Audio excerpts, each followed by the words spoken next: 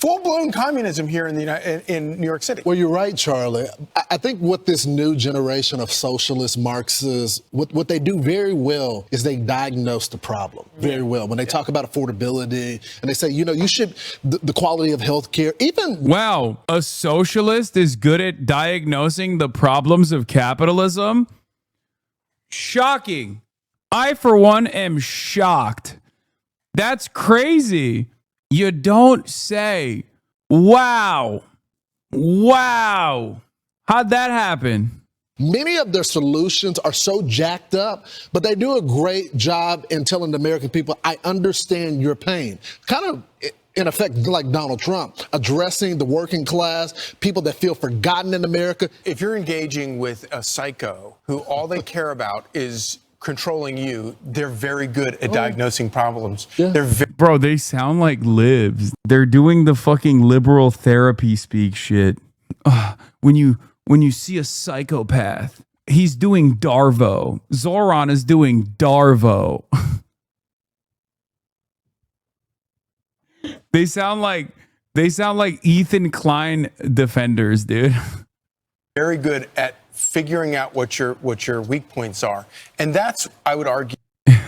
Brian Kilme is like, Zohran is love bombing the American working class. And guess what? Just like my ex-boyfriend, he's going to start ghosting you. Okay.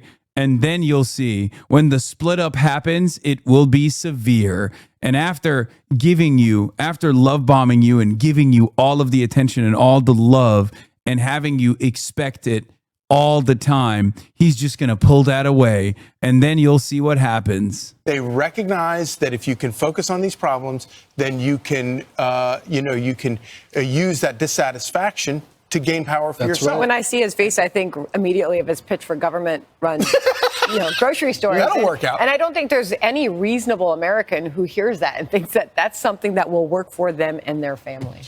But he's winning.